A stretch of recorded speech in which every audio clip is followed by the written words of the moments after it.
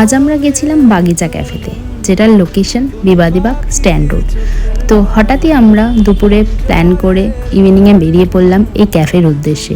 আর তার সাথে আজ ছিল মাদার ডে স্পেশাল।